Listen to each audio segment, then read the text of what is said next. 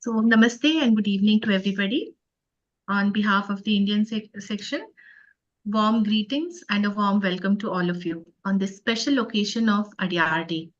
I heartily welcome our chief guest and the keynote speaker, Brother Narendra Shah, General Secretary of the East and Central African section of the Theosophical Society.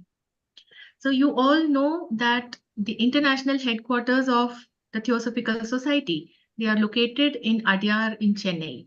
And the intent of this occasion is that theosophists around the world may turn their thoughts to the spiritual and administrative center of the society, to pay homage to the society's past leaders, and also, of course, to make donations towards the support of the headquarters. And this day also marks the death anniversary of the president founder, Henry Steele Olcott. So we will begin this occasion today by chanting the universal invocation. O hidden life, vibrant in every atom, O hidden light, shining in every creature, O hidden love, embracing all in oneness, may each who feels himself as one with thee know he is also one with every other.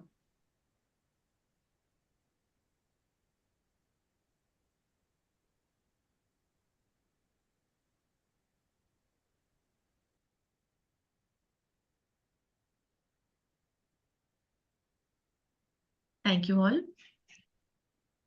And now it gives me immense pleasure to introduce to you our chief guest, Brother Narendra Shah. Brother Narendra Shah, he was born and brought up in Nairobi, in Kenya, and he has worked on the board of a number of educational and social institutions. He joined the Theosophical Society in 1971. He has been a very active member of the Nairobi Lodge and was its chairman for several years. Currently, he is the General Secretary of the East and Central African Section. The 7th World Congress of the Theosophical Society, which was held in December 1982, it was successfully hosted by the Nairobi Lodge, with Brother Narendra Shah as the secretary. And he regularly gives talks on various theosophical subjects in all countries of his section. His article has also been published in The Theosophist. And he has been invited by several other sections of the TS around the world to give talks at their lodges and conventions. It is a privilege to have him here with us today. Welcome, Brother Narendra Ji. And now over to you. Thank you, Vibhaji. The host of this session, Sister Vibha Saxena, the General Secretary of the Indian Section, Mr. Pradeep Gohil, Mr. Pradeep Mahapatra, Secretary for Propagation at the Indian Section, Varanasi, and all who may be listening to this talk today on the occasion of ADYAR Day. Very warm greetings from Nairobi to all. I first visited ADYAR 40 years ago in 1984. I still vividly remember how, during that first visit, ADYAR touched me physically, emotionally, mentally, and spiritually. It touched me to the core of my being. I feel it is not possible to visit ADYAR and live quite the same person. So when Mr. Pradeep Mahapatra asked me if I would give a talk on ADYAR, I know that I visited ADYAR just 6 weeks back. And after that first visit, I visited ADYAR about 10 times. So I had very little to think about, and I accepted the invitation. For me, ADYAR is the home of my gurus and is like a sanctum sanctorum. a place that gives me a feeling of deep inner connection to the divine, a place that invigorates me and gives me a greater perspective to the mysteries of existence, a place where I keep on returning to.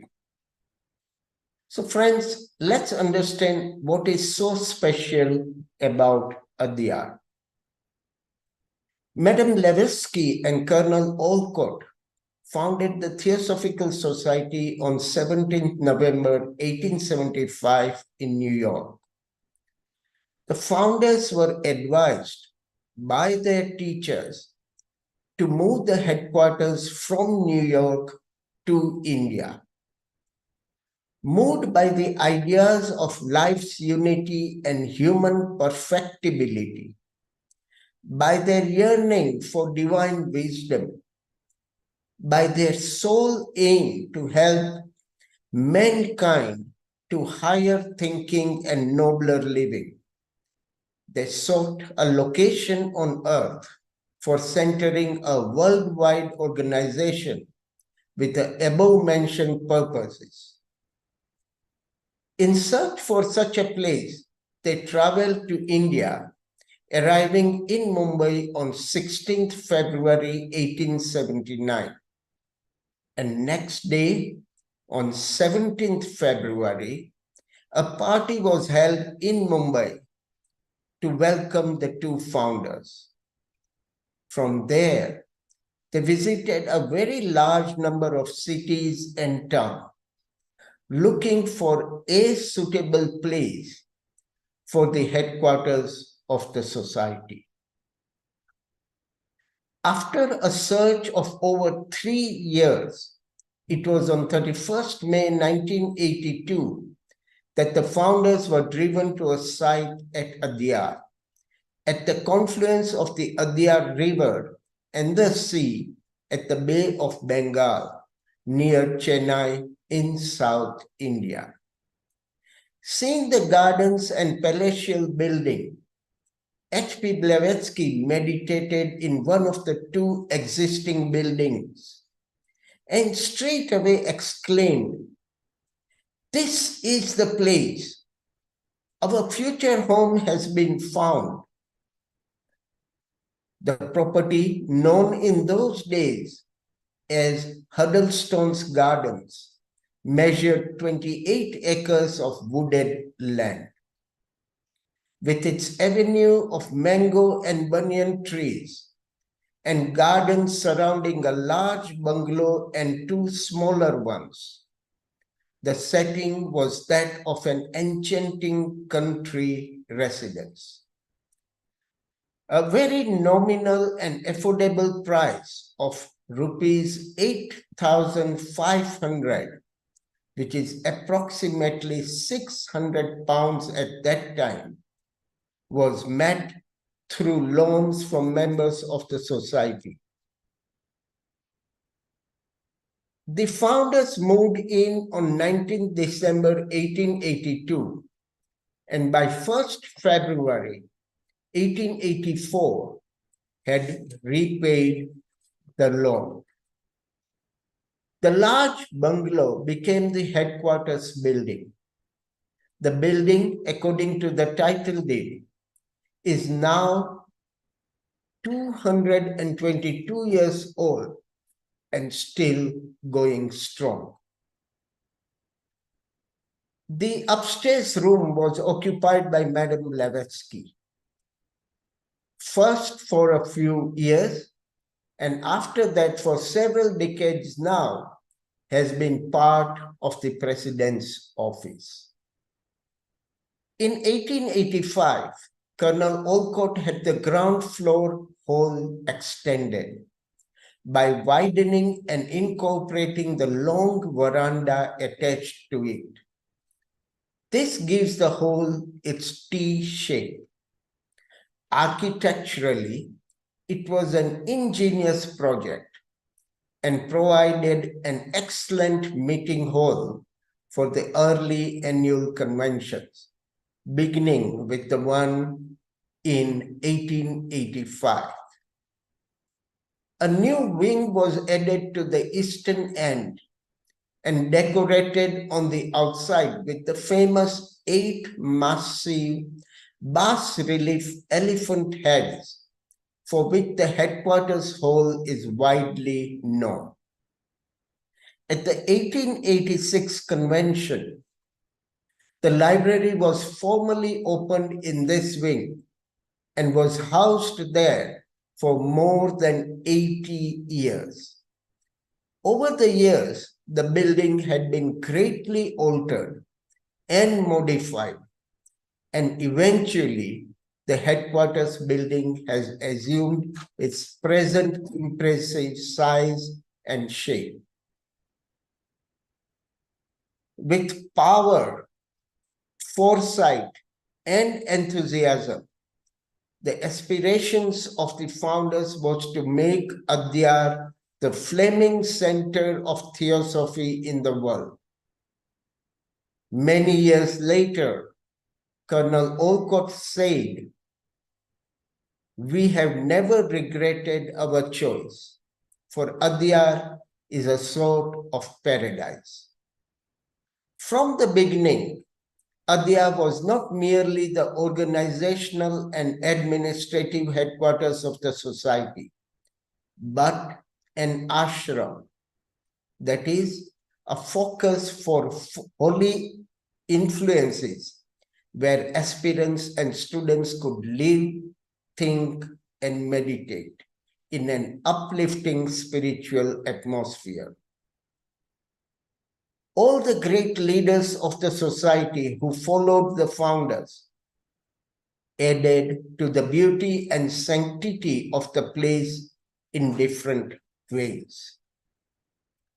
It is believed by many that the Lord of the world, that's Sanat Kumar, who resides at Shambhala and where the rod of spiritual power is kept, relays spiritual forces to various spiritual centers of the world. And ADYAR is one of the focal point or transformer of these spiritual forces. To ground these forces and conserve them for easy distribution, Madame Blavatsky was specifically requested by her master to live in ADYAR for some time so that the place could be properly magnetized. This magnetism is felt by anyone who visits ADYAR.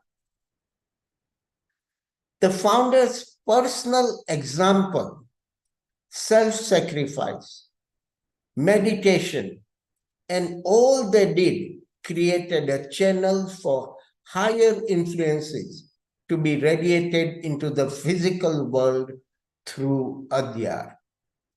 They also brought an appreciation into the membership of the society of the fact that ADYAR is the master's home and not merely an external hub of activity.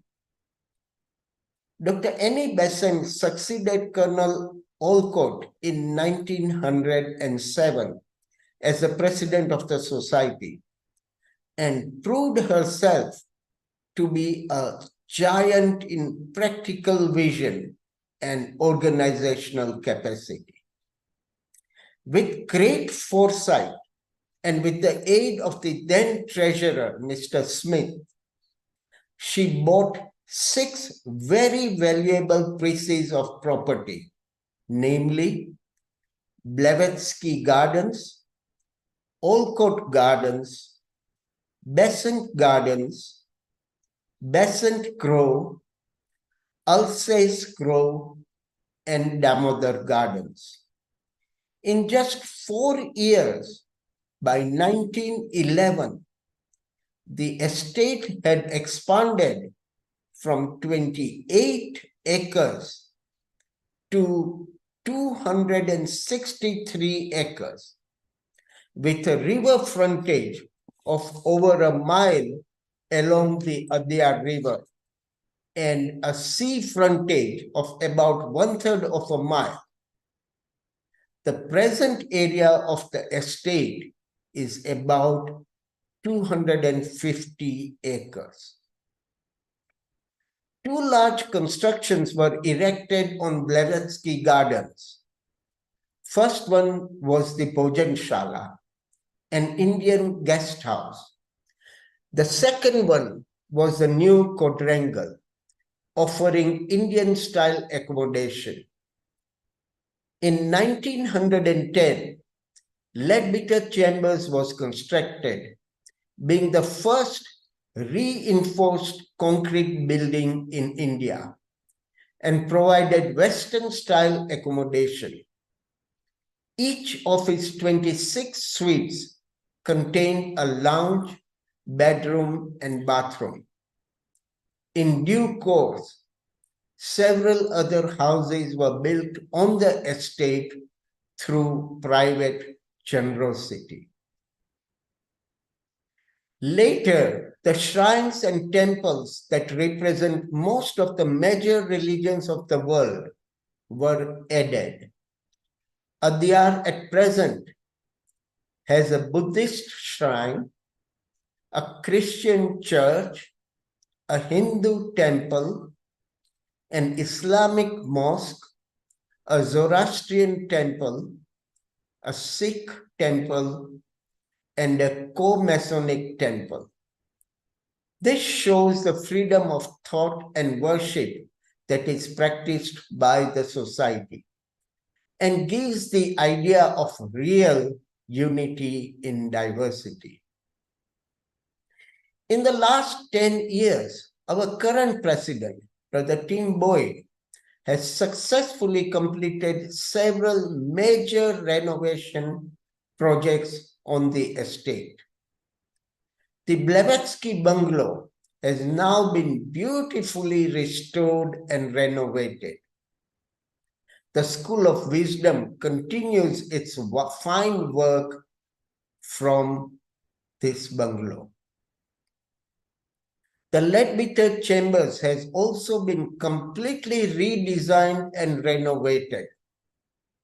Though the outer facade still remains the same, it now provides 63 rooms which can sleep 2 people each and has attached bathroom and built-in wardrobe.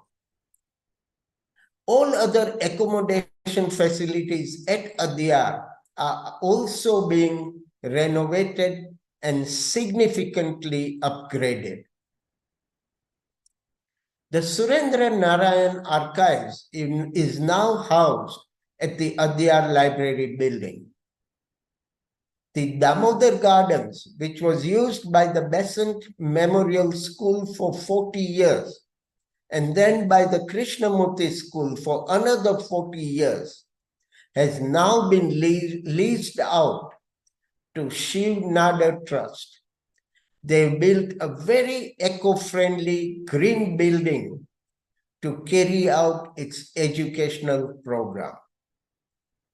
The ADYAR Theosophical Academy was also started in 2019 and is located in Besant Gardens.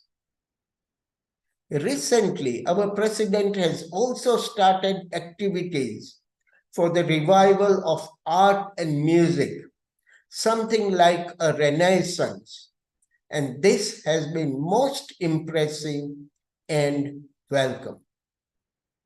He has also initiated a very important art conservation and restoration project. Just a short distance from the sea, alongside the river path, is the Garden of Remembrance. This spot was originally consecrated on 17th May 1917, the full moon day of Vaishak, by Annie Besant. When she passed away, Dr. Besant's body was cremated here, and her ashes were mingled with the soil. Subsequently, it became a hallowed spot where the ashes of prominent leaders of the society were buried, with plaques to honor their memory. The School of Wisdom was started in 1949 by C. Jinratdas as a successor to an earlier effort named Brahm Vidya Ashram. The work of this school has continued under the guidance of all the successive presidents. The school is located in Blavatsky Bungalow. The ADYAR Library was founded in 1886 by Colonel Olcott with a small but valuable collection of the founder's books. He wished to preserve the treasures of Aryan literature and make them available to the people. His enthusiasm was so great that he inspired Indian scholars to take up the directorship. And the new director presented his own rare collection of manuscripts. Large numbers of manuscripts and rare books were secured by gift and by purchase, and so the library was launched. Originally situated in the headquarters building, it was shifted in 1968 to a more spacious one and better suited to its growing needs. It has always been one of the important aspects of the work at ADYAR. The library later became a research center as well. Today, it is one of the most important Oriental libraries and a celebrated center in the world dedicated to the research and publication in the field of Eastern civilization, philosophy, and religion. It contains over 250,000 printed volumes and nearly 20,000 palm leaf manuscripts from India, Sri Lanka, China, and several other places.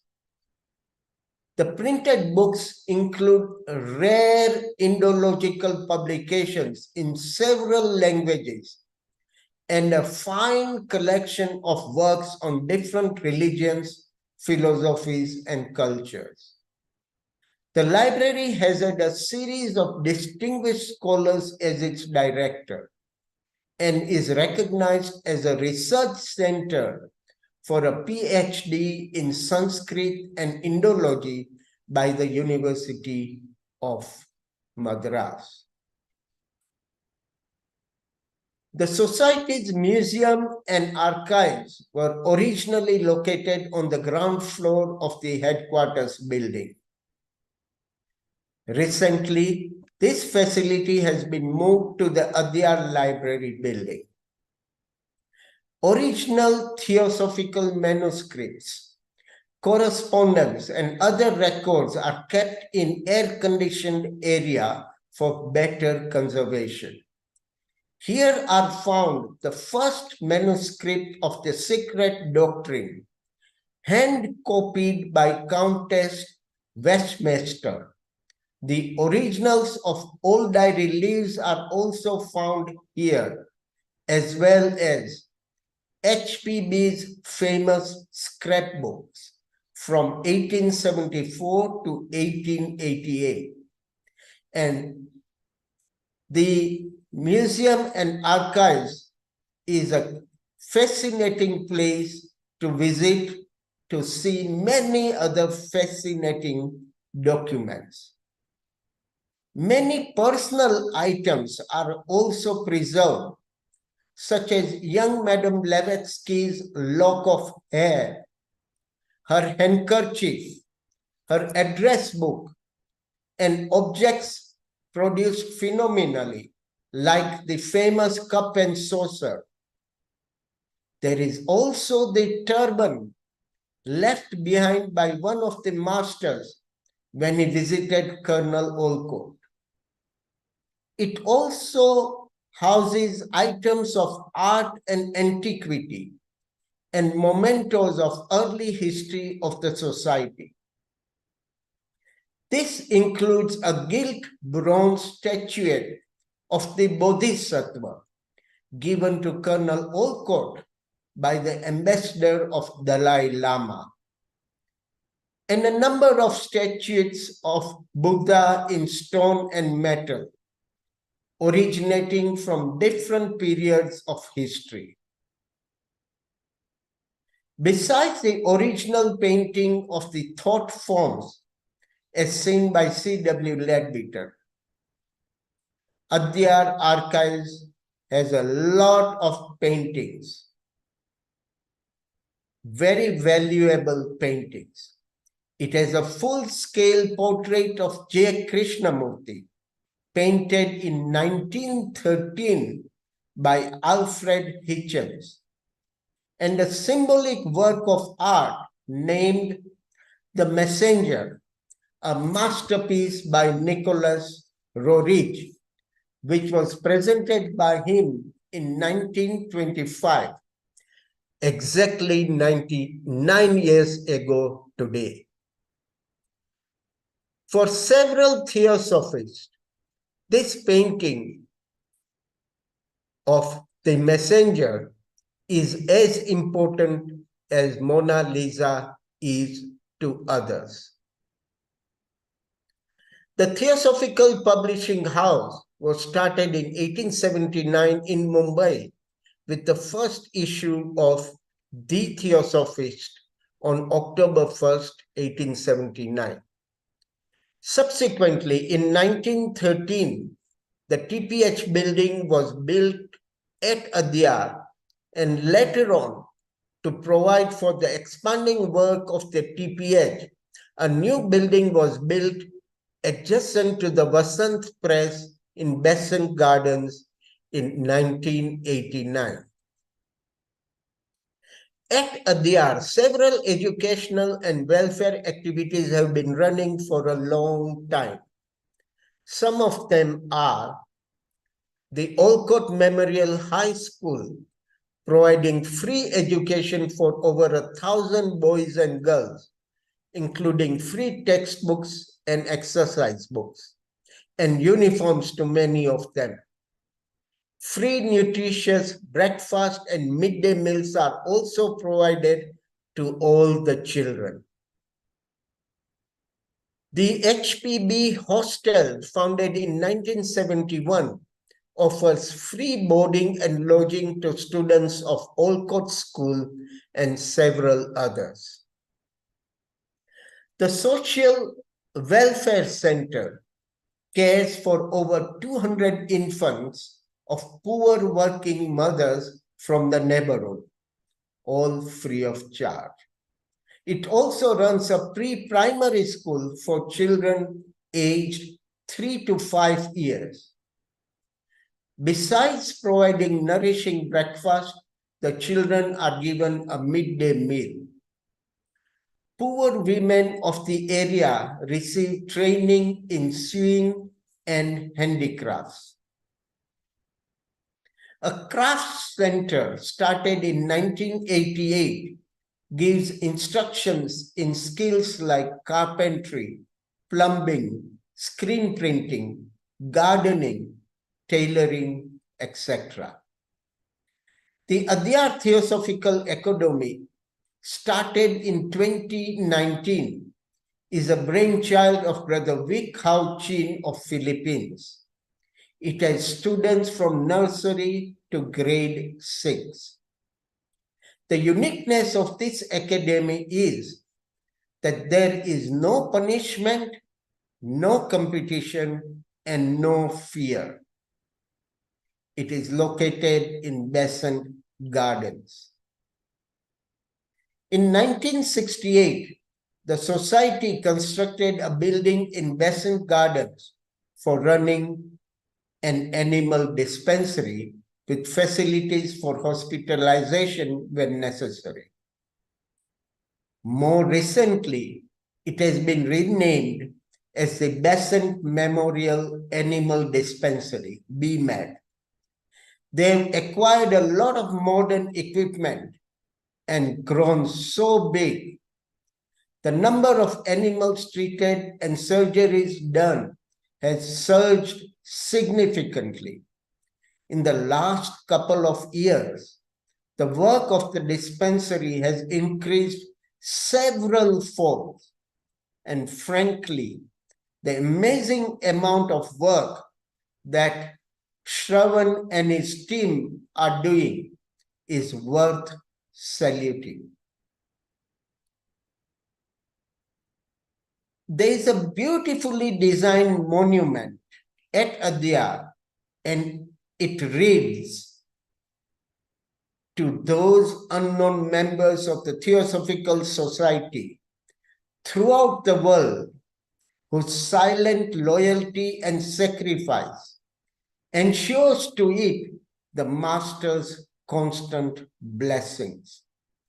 This monument, known as the Monument of the Unknown Theosophist, is dedicated to all the humble servants of Theosophy, wherever they may be in the remotest fields.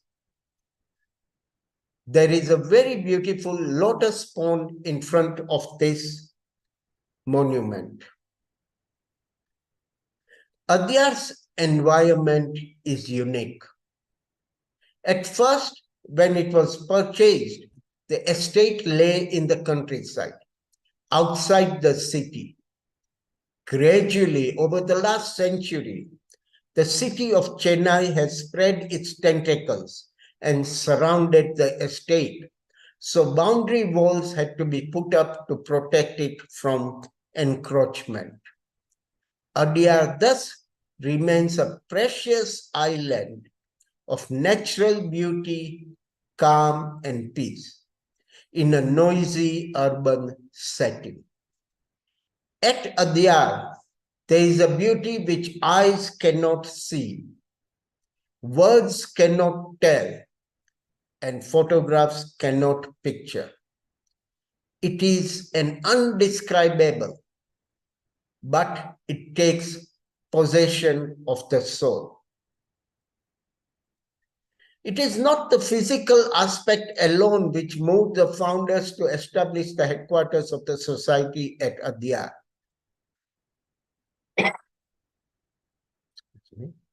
But more the magnetism and atmosphere of the place, which was suitable to receive the influence of the great powers who were behind the work of the society. Those who are familiar with the early history of the society know that ADYAR was visited by the elder brethren from time to time and made sacred in many ways. Many strangers who are not Theosophists have felt the deep influence of this center. One such case was that of a British admiral of a Navy fleet who never failed to pay a visit to the TS headquarters when his naval duties brought him to Chennai, for he felt that this place was unlike any other he had known, and it carried a deep sense of peace and purification. The ADYAR estate is a botanist and nature lover's delight, for within it are gardens and wooded areas containing several indigenous and exotic species of plants, which are a heaven for small animals and a wide variety of birds. The river estuary is a sanctuary for about 200 species of birds, including 70 migratory ones, one of them being the pink flamingo. A variety of lizards, snakes, jackals, white cats, mongooses, polecats, and hares have their homes on the estate. Much of the park-like beauty of the compound derives from the acres of casuarina groves and flowering trees and shrubs of great variety. Bougainvilleas of many shades and frangipanis blossom in great profusion. Other beautiful trees are the flamboyant, the copperpods that drop carpets of yellow flowers in early summer, the fragrant cannonball trees, the water palms from Malaysia, the baobabs from Africa, the acacia from Australia, the sacred people or bodhi trees, and several banyan trees. There are coconut groves and mango orchards, cashew nuts and other fruit plantations. There is a 99-year-old avenue of wonderful mahogany trees called the Founders Avenue. It has trees planted in soil brought from countries represented at the Golden Jubilee Convention in 1925, virtually from all the continents of the world. The most spectacular tree on the estate is the world-renowned, the great banyan tree. To truly give justice to the banyan tree, it would need a separate full lecture. However, no talk on ADYAR can be complete without spending a few minutes talking about its banyan tree. The banyan is unique. There is no other vegetation like it on the face of the earth. It is a species of fig with a thick woody stem that spreads out in an enormous canopy of leafy branches, which throws down hundreds of aerial roots, which in turn develop into trunks. It is one of the oldest in India, almost 475 years old, and has a canopy circumference of over 250 meters, a height of over 12 meters, and an area of almost 4,700 square meters. This tree has attained such enormous dimensions that it is sufficient for sheltering a moderate-sized army. This great banyan tree led centuries of unfabled existence till any basalt burst onto the scene in 1908, and it was discovered only some time after Blavatsky Gardens was bought, as it was hidden in a deep jungle. After the space around it was cleared, it was tended with care, and soon it became the nucleus of TS activities. Talks and lectures, receptions and parties, dances and concerts under its leafy canopy became the order of the day. The annual conventions of the TS came to be held under it.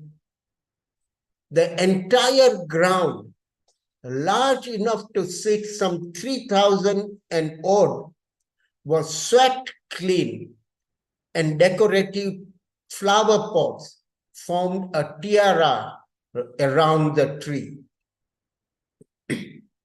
It was here in 1909 that Dr. Besant held her in the twilight talks.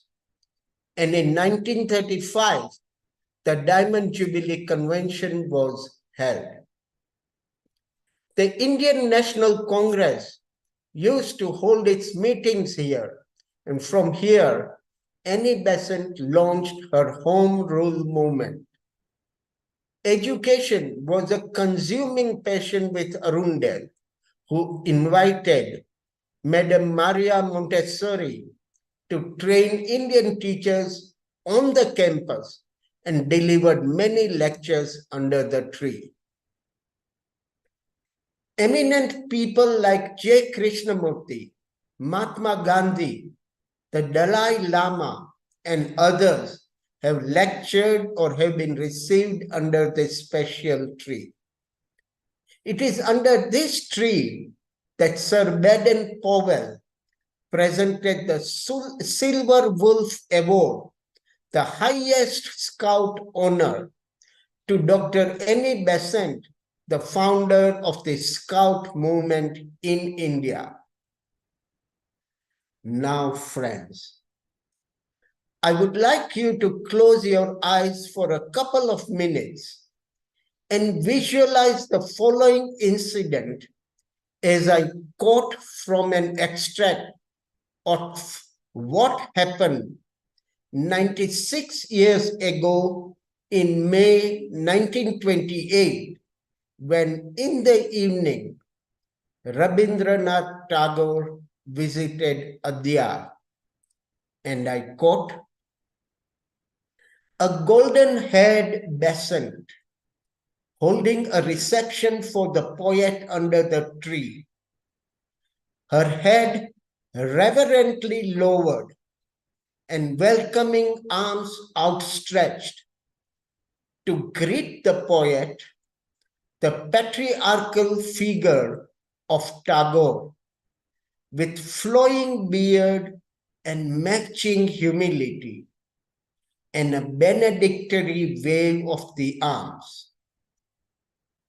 The two white heads, statuesque visages, bowed down with age, sharply silhouetted in the bright gaslight, they came together in mutual salutation, and a hush fell on the audience.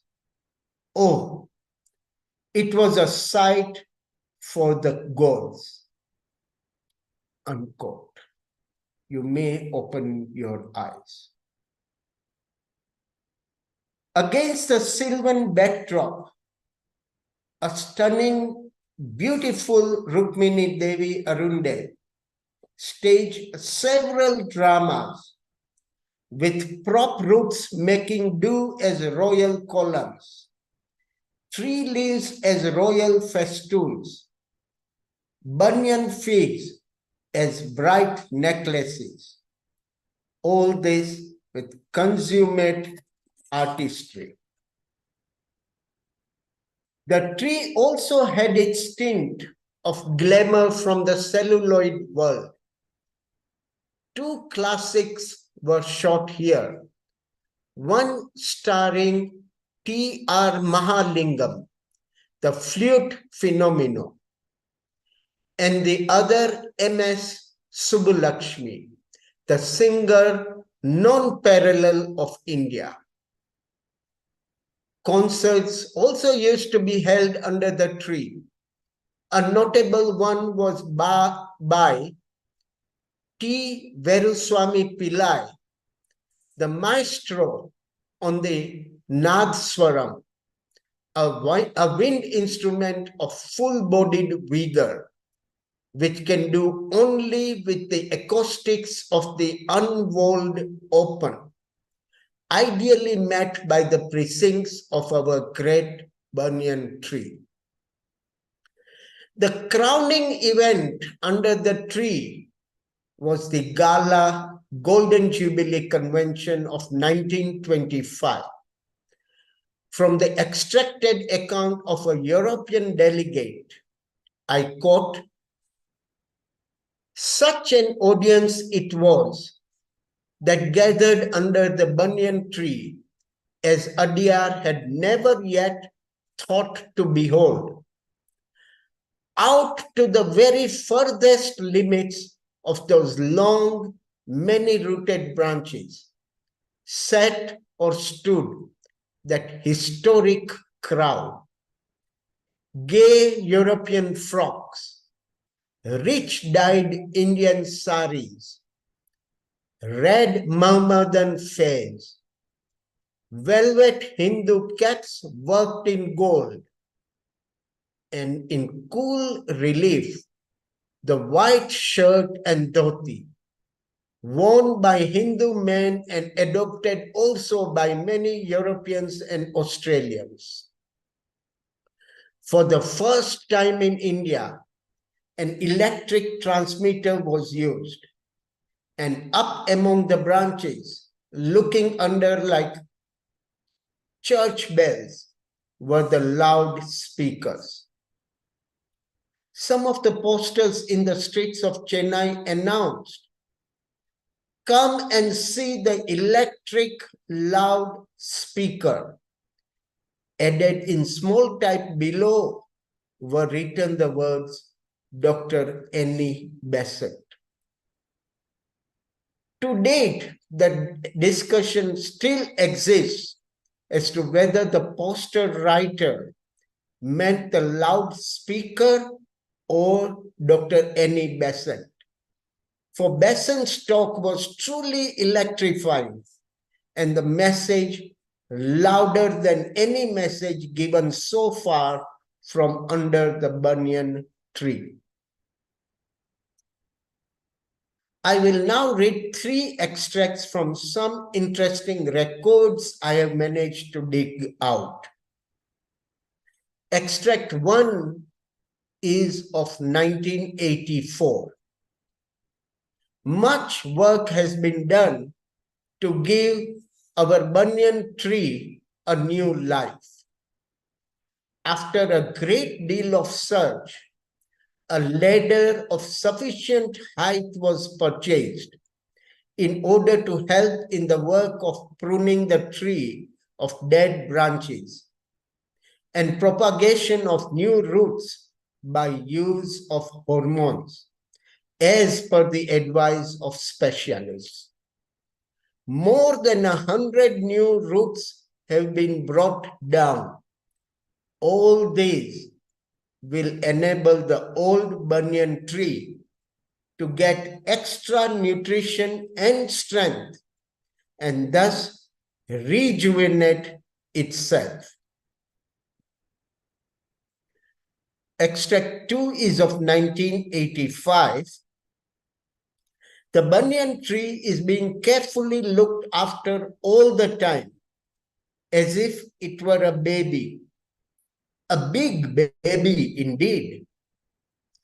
Experts from the Botanical Survey of India who came to ADYAR from Calcutta were so enthused to see the improvement in the banyan tree that on sighting it from a distance, they ran towards it and congratulated the superintendent of the garden department.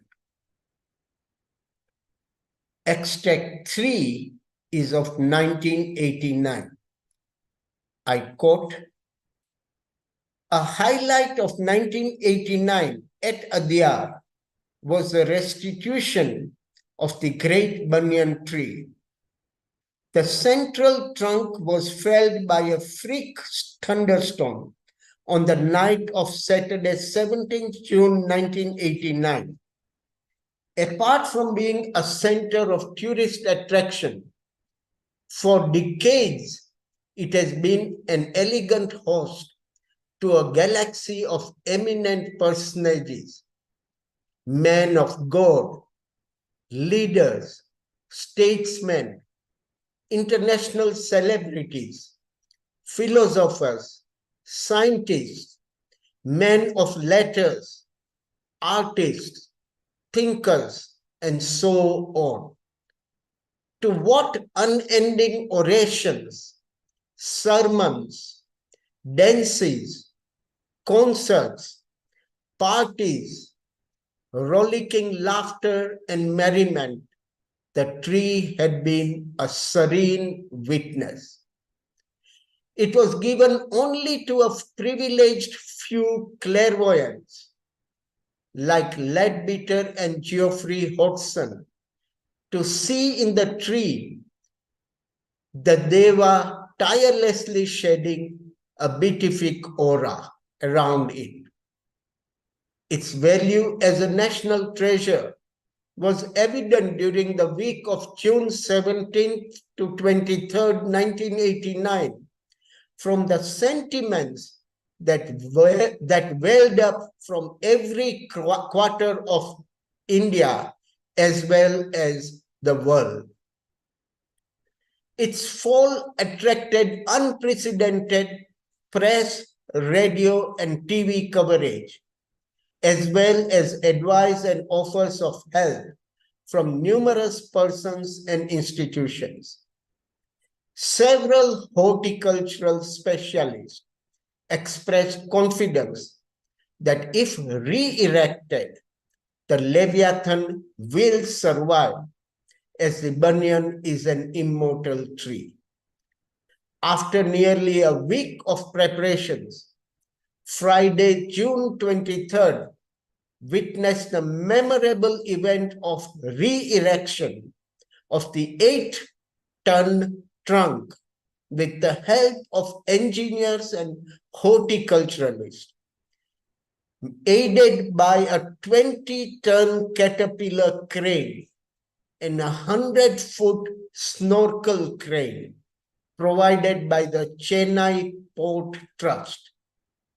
It was as if a whole army was out to complete an exercise with precision and absolute certainty.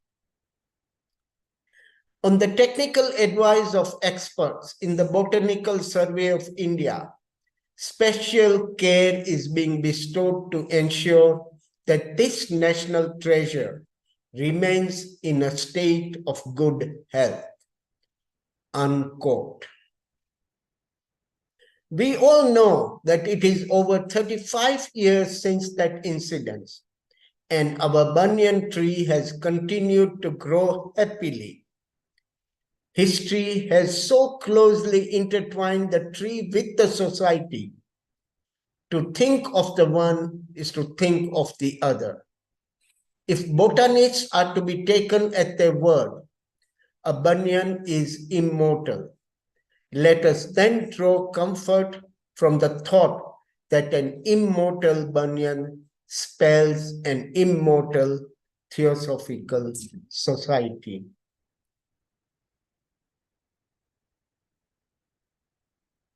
A question automatically arises as to why 17th February is celebrated as ADYAR Day.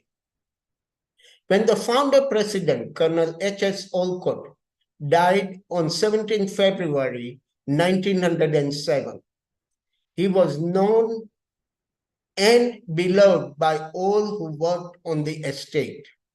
He had touched the hearts of every employee on the estate for the care and concern he had shown for their welfare. Each year, a service to commemorate the life and work of Colonel Olcott is held at 7:17 a.m. on the anniversary of this date. It is attended by all employees, each of whom would gladly and reverently place a flower in front of his statue. On the 15th anniversary of his death in 1922, it was suggested by Madam Irma de Manzerli that February 17th be known as ADYAR Day, a day on which the headquarters at ADYAR should be honored and strengthened throughout the world. Annually celebrated since that time, it has become the day on which members pour out their gifts of heart, mind, and purse upon ADYAR in loving homage. There are several reasons why the choice of 17th February is specially appropriate and important to be called as ADYAR Day. On 17th February 1600, Giordano Bruno was burnt alive for his belief in truth that the earth revolved around the sun.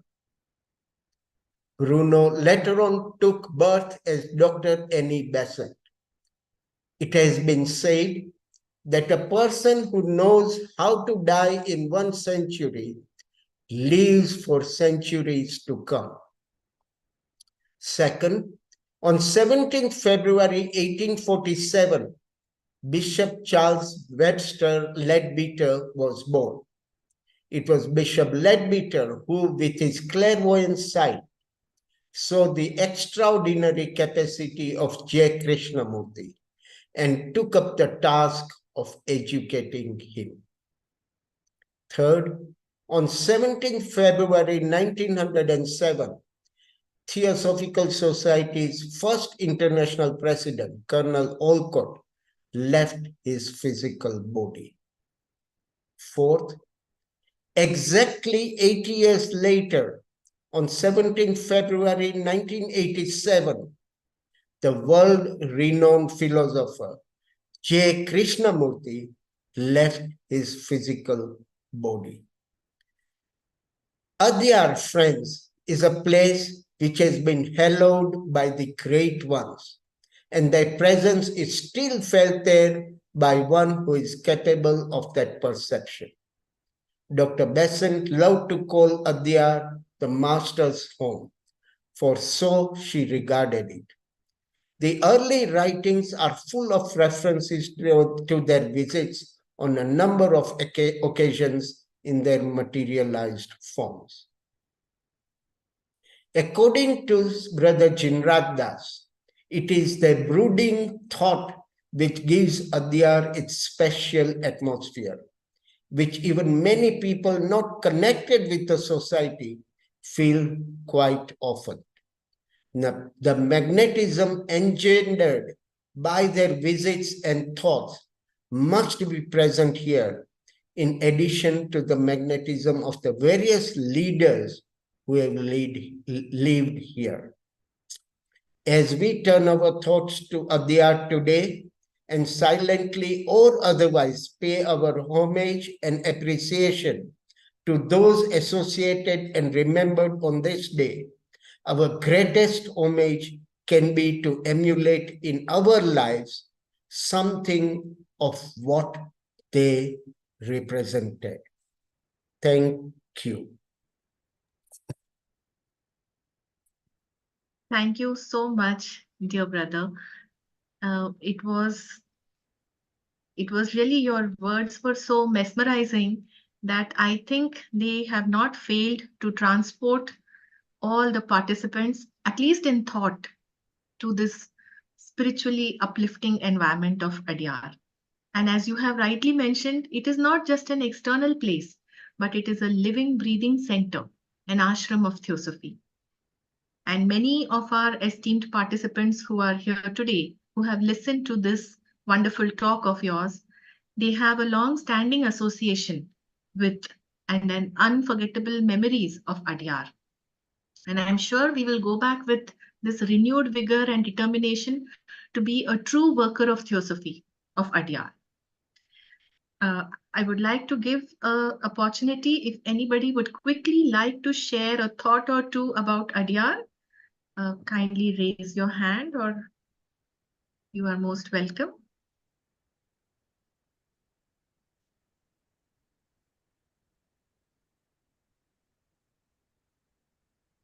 The unique things which you have mentioned about ADYAR, its features, and also the incidents which have happened there, many of them which may not be known to the members.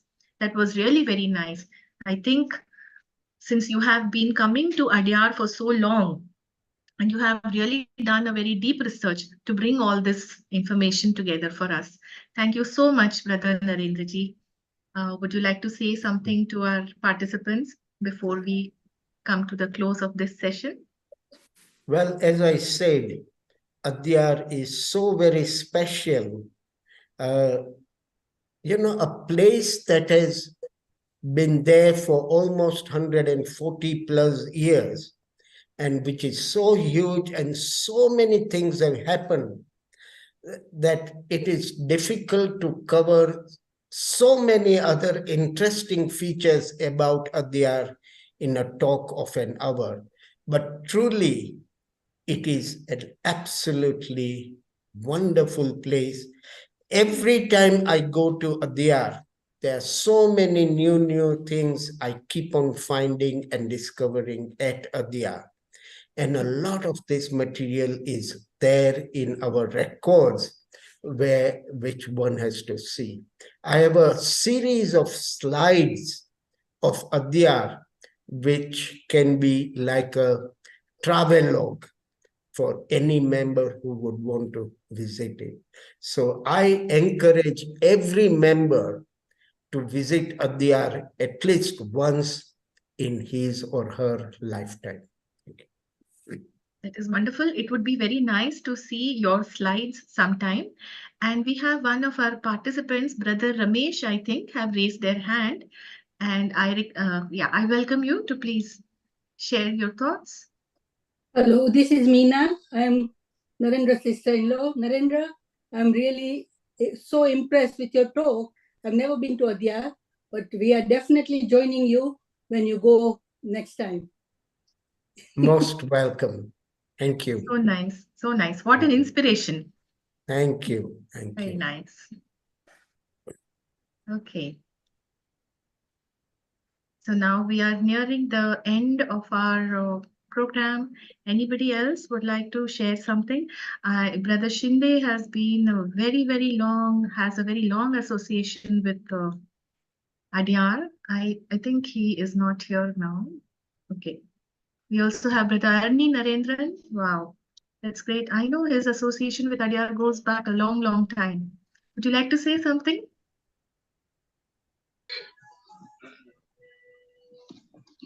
Brother Arni? Yeah, one second. I think Brother Narendra Bhai said it all. As he said, there is so much spiritual inspiration that one even acquires talking about Adyar. This is what I said in my lodge today, that Adyar is not a physical space. For us, it's a astral heaven for us, connected worldwide. And the very purpose of celebrating Adyar Day is to get connected with the entire Theosophical family on this day. So that is, I think, the spirit of Adyar.